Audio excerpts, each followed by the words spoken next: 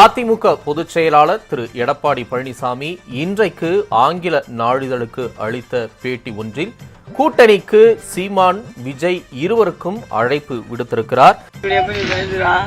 எனக்கு மகுத்தறிச்சலா இருக்குடா, சொல்ல சிரிப்பா வந்துடா.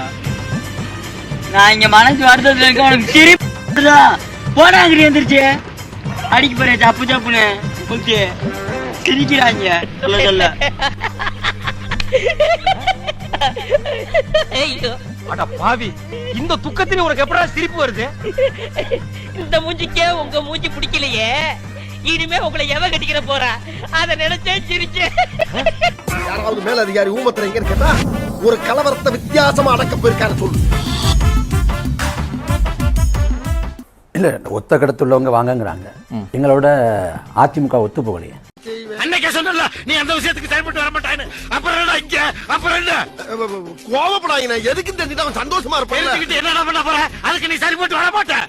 எதுக்கு சரிப்பட்டு வர மாட்டேன் நீங்க தான் சொல்லுங்க தாச்சி. என்னைய பார்த்தா பாவமா இல்லையா? சொன்னா கேளு, நீ அதுக்கு சரிப்பட்டு வர மாட்ட. ஊருக்கு போய் சேரு.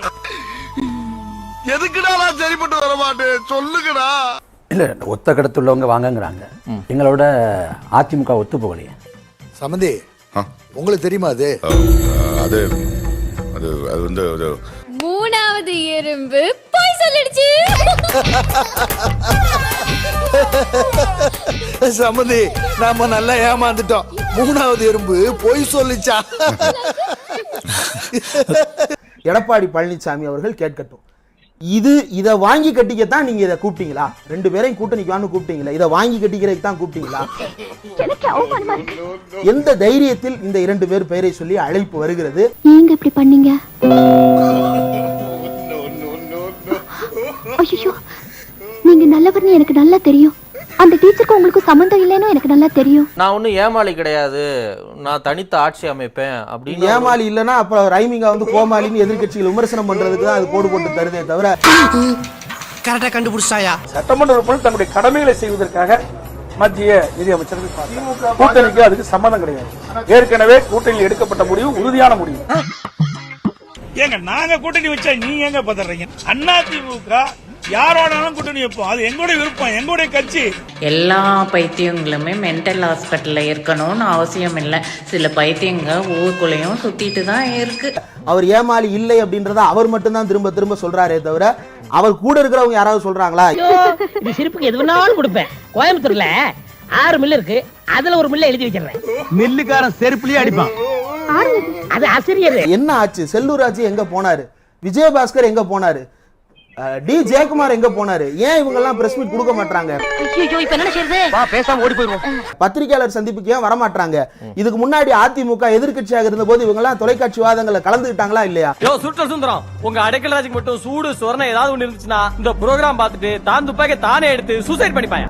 இப்போது ஏன் இவர்கள் தொலைக்காட்சி விவாதங்களுக்கு அனுப்பப்படுறதில்ல? இல்லை அமைச்சரே, இதெல்லாம் ராஜ்யசபையில் சகஜ. அதிமுகவில் இருந்து கடைசியா நம்ம ஒரு செய்தி தொடர்பாளரை நேரடியாக பார்த்து எத்தனை மாதங்கள் ஆகிவிட்டது தமிழ் தொலைக்காட்சிகள்ல? ஓமப்படியோ காரா பூத்தியோ கட்சி பேர் மீடியாவில மிக்சர் ஆயிடுச்சு. அப்ப ஏன் இவர்கள் எல்லாம் லோக்கல் லீடர்ஸ் பூரா வந்து ஹைட் பண்ணி வச்சிருக்கிறார் எடப்பாடி பழனிசாமி? நாப்பா வெறுப்பேத்துகிறாயா? அப்போ வேறு ஏதோ ஒன்றை காப்பாற்றிக் கொள்வதற்காக இவர்களை எல்லாம் மறைத்து வைத்திருக்கிறாரா அப்படின்ற சந்தேகங்களை அவரே தான் கிளப்பிக் கொள்ளுகிறாரே தவிர வேற யாரும் அதை செய்யல. இது எனக்கு முதல்லயே தெரியாம போச்சு. ஏண்டி, உங்க குடும்பத்துல யாருக்கு உருப்படுறதாவே ஐடியா இல்லையா? அதிமுக பெரும்பான்மை இடங்களிலே வெற்றி பெற்று தனி பெரும் ஆட்சி அமைக்கும். எங்களுக்கு கூட்டணி வேணா வேணும், வேண்டாம் வேண்டாம். ஏன்டா பேசாம இருக்க மாட்டியாடா? போற இடத்துல எல்லாமே கம்ப்ளைண்ட் தான்டா. ரெண்டாவது, தாவேக்காவை இன்றைக்கு அழைப்பது அப்படின்றது, இதுக்கு முன்னாடியே அவர் என்ன சொன்னார் அப்படின்னா, ஒரு மிகப்பெரிய கட்சி ஒன்று உள்ளே வரப்போகிறது, அங்கேயே தன்னை கீழே போட்டு உடைச்சிட்டார் எடப்பாடி பழனிசாமி. நம்ம அடுத்த ஆபரேஷன் எனக்கு தான். பிரதமர் மோடி அவருக்கு தெரியாதா நான் ஒரு சீட் ஜெயிக்க மாட்டோம்னு? அண்ணே என்ன சொன்னீங்க? கொஞ்சம் புரியுற மாதிரி சொல்லுங்க. பிரதமர் மோடி அவருக்கு தெரியாதா நான் ஒரு சீட் ஜெயிக்க மாட்டோம்னு? ஐயோ, இப்ப நான் என்ன பண்ணுவேன்னு எந்த வழியுமே கிடையாது. ஏன் 400 சொல்லிட்டு ஒரு ப்ரொபகண்டாவை ரெடி பண்றது? ஒன்னு எலெக்ஷன் கமிஷன் கையில இருக்கின்ற நம்பிக்கை, ஒன்னு நடந்துட்டா இன்னொன்னாவது நடந்துடலாமே அப்படின்ற ஒரு அசட்டு தைரியத்துல அந்த நம்பரை ப்ரொபகேட் பண்றாரு. ஒரு கிரிமினல் பைத்தியம். அது சொல்றது எல்லாமே பொய், அவதூறு, ஆபாசம். பாஜக கூட இருக்கிறதுனால விசிக, சிபிஐ, சிபிஎம், மதிமுக, IUML, மனிதநேய மக்கள் கட்சி, மனிதநேய ஜனநாயக கட்சி, முக்குளத்தோர் புலிப்படை இவங்களாம் வரமாட்டாங்க அப்படின்னு வச்சுப்போம். அதிமுக பாஜக கூட்டணியிலிருந்து வெளியே வந்துதானே 2024 தேர்தலை சந்தித்தது. அதான் எலி ஏண்டா அம்மனத்தோட ஓடுதுன்னா இப்பதான் புரியுது. அப்ப யாராவது உங்க கூட வந்து சேர்ந்தாங்களா? சம்பந்தம் இல்ல. ஏன் சேரல அப்படின்னா அவர் மீது நம்பிக்கை இல்லை. எந்த காலத்திலும் எடப்பாடி பழனிசாமி ஒரு ஜெயிக்கிற தலைவராகவோ நம்பகத்தன்மை வாய்ந்த தலைவராகவோ இல்லை. என்ன ஒழுகு ஒரு தலை, கழுத்துல ஒரு கொட்டை, அரை ட்ரவுசர் கூட இந்த நாயை புடிச்சிட்டு போனா எவன் உன்னை மஞ்சமாக்கான்னு சொல்லாம இருப்பா. மாறாக சீமானிடமும் விஜயிடமும் பேரம் பேசிக்கொண்டு திரும்ப திரும்ப அவர்கள்தான் பெரிய கட்சி என்பது போலவும் இவர் வந்து ஏதோ மாவட்ட செயலாளர் என்பதை போலவும் கூப்பிட்டு கொண்டிருப்பார். கேசவன் குட்டியை யாரும் ஏமாத்தவே முடியாது. யாரும் ஏமாத்தவே முடியாது. ஏன்னா நீயே ஏமாந்துருவேடா முட்டாளு. சரி, தாவேக்காவை நீங்க கூப்பிடுறீங்களே, என்ன அடிப்படையில் நீங்க தாவேக்காவை கூப்பிடுறீங்க? ஏண்டா அறிவு கட்ட நாயே, நான் என்ன சொன்ன நீ என்ன செஞ்சுட்டு வந்திருக்க? இவர் என்ன கை நீட்டி பேசுற நீ உன்னை பல்ல உடைச்சா தான் சரியா வருவேன். தாவேக்கா அப்படின்ற கட்சி இப்போது வரைக்கும் மாவட்ட கட்டமைப்பை கூட முழுவதுமாக பூர்த்தி செய்து வைக்காத ஒரு கட்சியாகத்தான் இருக்கிறது. அது ஒரு சப்பானி, நீ ஒரு சாவுகிறாக்கி. நீங்க ரெண்டு பேரும் ஜாயிண்ட் ஆகல, எனக்கு எந்த விதமான அப்ஜெக்ஷனும் கிடையாது. விஜய் என்கின்ற ஒரு நடிகரை பயன்படுத்திக் கொள்வது அப்படின்றதா உங்களுடைய டார்கெட்டா இருக்கே தவிர அந்த கட்சி வாக்கு பலத்தை தனக்கு கொண்டு வந்து சேர்க்குமா என்பது குறித்து எந்த விதமான யோசனையும் இல்லாத நபராக இருக்கிறார். பாருங்க சார், நாட்டுல மொல்ல மாறி முடிச்சவைக்கு கேப் மாறி பிட் பாக்கெட் சந்தில திருடவன் பொந்தல திருடவன் எல்லாம் தலைவன் ஆயிட்டா இந்த நாடு உருப்படுமா சார்? சரி, இது இல்ல அப்படின்னா வேற கேம் ஆட தெரியுமா அப்படின்னா அந்த கேம் தான் எடப்பாடி பழனிசாமிக்கு ஆட தெரியல. உன்னையும் அப்படி சொல்ல ஆரம்பிச்சுட்டாங்களா? இதுக்கு முன்னாடி உங்க அப்பனை தான் சொல்லிக்கிட்டு இருந்தாங்க. IPS அழைப்பை நிராகரித்த விஷயத்தை கேட்கிறேன். எடப்பாடி பழனிசாமி அழைப்பை ஏற்றுக்கொள்வது அப்படின்றது வந்து இந்த ரெண்டு கட்சிகளுக்குமே பொலிட்டிக்கல் சூசைடா தான் போய் முடியும். அங்க போய் நீ மண்ணாயிராத. உங்க கூட சேர்ந்தா எங்க மூஞ்சி கெட்டு போயிரும் சார் அப்படின்னு சொல்லிட்டு நேத்து முளைச்ச கட்சிகள் கூட உங்களை நிராகரிக்கிற நிலைமையில தான் உங்களுடைய கட்சியை நீங்க பொசிஷன் பண்ணிருக்கீங்க.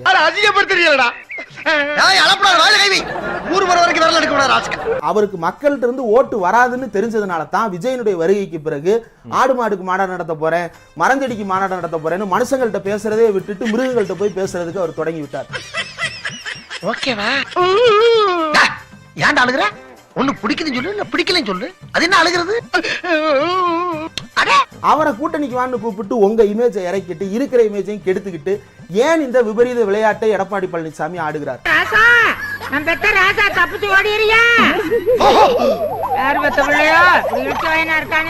அதிமுக ஓட்டை பொறுத்த வரைக்கும் இந்தியாவில் எங்கேயுமே இல்லாத ஒரு தனித்த பண்பு அதிமுக ஓட்டர்ஸுக்கு இருக்கு. என்னன்னா ரெட்டலையை தவிர வேற எதுலையும் விரல் குத்தாதுன்றது.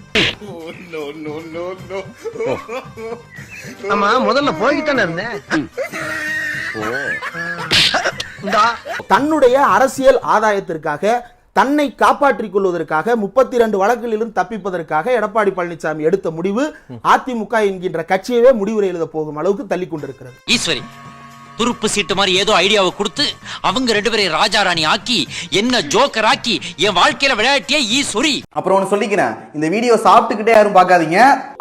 அது தலைவர் காலத்திலும் சரி, அம்மா காலத்திலும் சரி, அந்த இருவரும் தலைவர் வழியில இன்றைய தினம் அனைத்து இந்திய அண்ணா திராவிட முன்னேற்ற கழகம் செயல்பட்டு வருகிறது.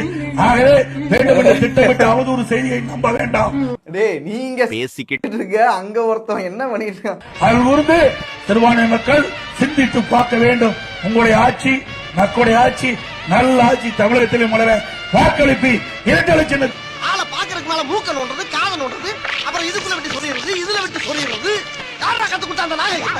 சிந்தித்து பார்க்க வேண்டும். உங்களுடைய ஆட்சி மக்களுடைய ஆட்சி, நல்ல ஆட்சி தமிழகத்திலே மலர வாக்களிப்பு. ஏண்டா டேய், எனக்குன்னே வருவீங்களாடா? ஏன்ட்ட சரசம் பண்றக்கே வாட்டாப்பே உங்களை பெற்றுறாங்களா?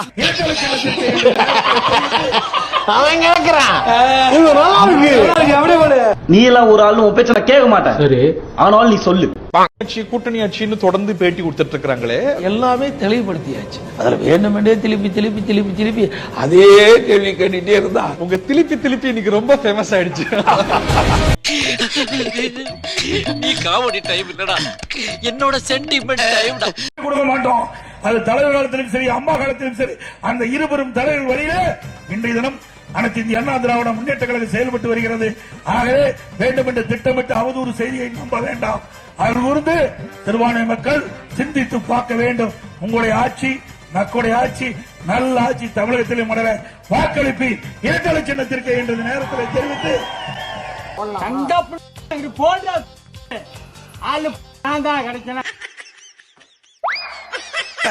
பிரமாண்டமான கட்சி எங்க கூட்டணியில் வர சேர இருக்குது.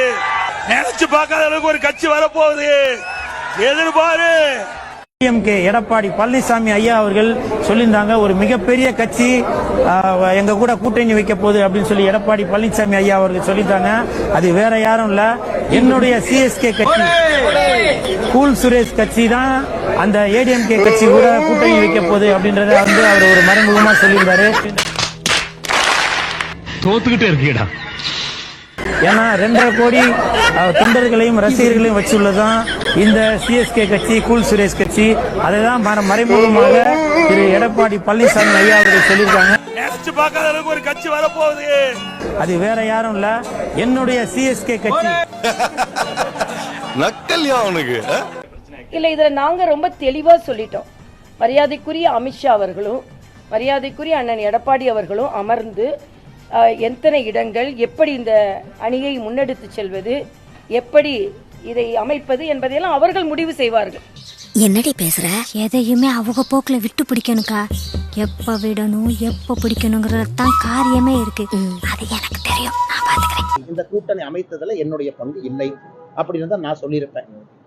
ஸோ எங்களுடைய தரப்புல சம்பந்தப்பட்ட தலைவர்கள் பேசுவாங்க. என்னுடைய முடிவுல நான் உறுதியாத்தாங்க நான் இருப்பேன். நான் எப்பவுமே முடிவை மாற்றியது கிடையாது. சும்மா ஏன் கத்துறீங்க? அங்க ஏன் சம்மந்தத்தோட எதுவும் நடக்கல. நான் அமைதியா இருக்கிறதுனால ஒத்துக்கிட்டேன்னு நினைச்சிட்டு இருக்காங்க. இங்க உள்ள இருக்கிறது என்ன கரையா? பாரதிய ஜனதா கட்சியை பொறுத்தவரை நாங்கள் யாரையும் ஏமாற்றுகின்ற கட்சி கிடையாது.